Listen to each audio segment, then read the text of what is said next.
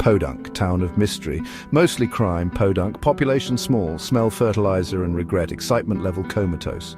Until recently, the biggest news was Frida's prize-winning zucchini. Now, crime wave, petty theft escalating to slightly less petty theft. Enter Hilljack Bob, unassuming gas station attendant, lover of possum jerky and conspiracy theories, destined for greatness. Podunk's standards were pretty low. Bob loved comic books. Batman was his hero. Rich, brooding, gadgets galore. Basically Bob's opposite. Still, when the mayor's prize pig went missing, Bob felt a stirring.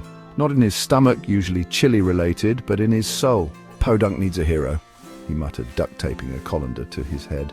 Thus, a legend was, well, it was something.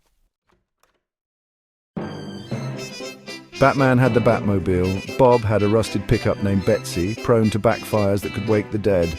No fancy gadgets either. Bob's utility belt held a slingshot fishing line and a half-eaten bag of pork rinds. Intimidating, debatable, delicious, definitely. Donning his costume, black cape, black cowboy hat and black mask, Bob hit the streets, or rather, the dirt road. First mission busting teens stealing lawn gnomes, plan leap from bushes, yell gibberish, hope for the best. Result, tripped on gnome, teens filmed it for internet fame. Bob learned even heroism has a learning curve, a steep, embarrassing one.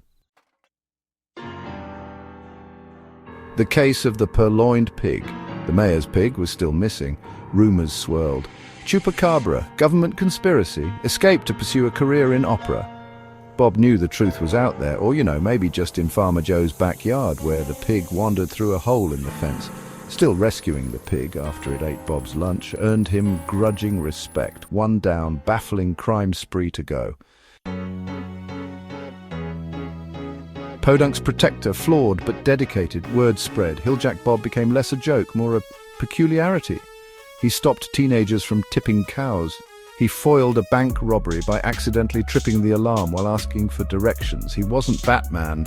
He was messier, louder, and smelled faintly of possum and desperation, but he was trying. And in Podunk, that counted for something. A town divided fear, laughter, and grudging respect. Not everyone was a fan. The mayor complained about Bob scaring tourists, all three of them. The sheriff muttered about vigilante justice, mostly because Bob kept finding the sheriff's lost dentures. But kids loved Bob. He was like a superhero, from a comic book, if that comic book was written by someone who'd inhaled paint fumes. Redemption in a black hat. Bob's triumph. Then came the break-in at the general store. Real criminals, real danger. And Bob, armed with nothing but his wits, a can of beans, and a whole lot of luck. He tripped the robbers with a well-placed can of beans, then apprehended them with his patented fishing line lasso of justice. It was ridiculous, chaotic, and surprisingly effective. Podunk was saved by a hillbilly wearing a black mask. Stranger things had happened, probably. Still weird, still Podunk. Crime wave over, Bob returned to his gas station life. He was a local legend now, though people still looked at him funny. Podunk remained Podunk.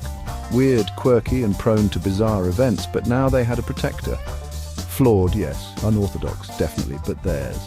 And Hilljack Bob, he learned that being a hero wasn't about gadgets or money. It was about standing up, even when you looked ridiculous, and doing the right thing, even if that meant wearing a mask and cape.